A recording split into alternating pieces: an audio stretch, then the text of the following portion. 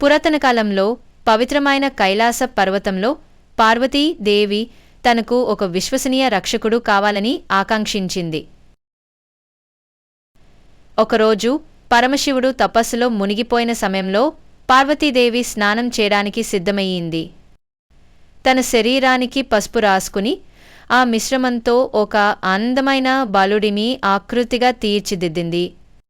ఆ తరువాత తన దివ్యశక్తితో ఆ బొమ్మకు ప్రాణం పోసి తన కుమారునిగా స్వీకరించింది. ఆ చిన్నవాడికి కాపల దిశగా నిలబడమని ఆజ్ఞాపించి పార్వతీదేవి స్నానం చేయడానికి వెళ్ళింది. ఆ సమయానికి శివుడు తిరిగి వచ్చాడు. తలుపు దగ్గర నిలబడి ఉన్న బాలుడు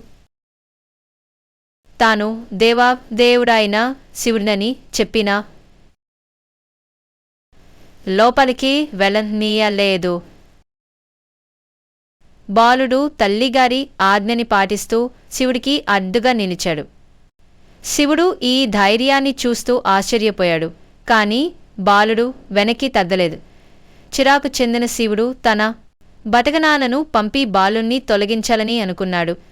అయితే బాలుడు వారందరినీ ఓడించి శివునికి కూడా సవాల్ విసిరాడు.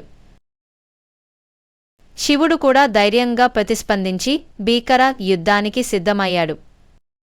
ఇద్దరి మధ్య భయంకరమైన యుద్ధం జరిగి చివరికి శివుడు తన త్రిశూలంతో బాలుడి తలను వేరుచేశాడు. పార్వతీదేవి ఈ దృశ్యాన్ని చూసి విపరీతంగా శోకసంతాపానికి గురైంది. తన కోపంతో సర్వలోకాలనే నాశనం చేస్తానని ఆమె హెచ్చరించింది. దేవతలు భయంతో శివుని ప్రార్థించి బాలుడిని తిరిగి జీవితం అందించమని వేడుకున్నారు. అప్పుడు శివుడు తన గణాలను ఉత్తర దిశలో చూడమని, అచ్చట కనిపించే మొదటి జీవికి చెందిన తలను తెమ్మని ఆజ్ఞాపించాడు. ఆ గణాలు ఒక ఏనుగును చూసి దాని తలను తెచ్చారు. శివుడు ఆ తలను బాలుని శరీరానికి అమర్చాడు. తద్వారా బాలుడు తిరిగి జీవించాడు. ఆ ఆనందదాయకమైన క్షణంలో శివుడు బాలుని గణాధిపతి, గణపతిగా ప్రకటించి ప్రతి శుభకార్యంలో మొదటగా పూజించాల్సిన దేవతగా తీర్చిదిద్దాడు.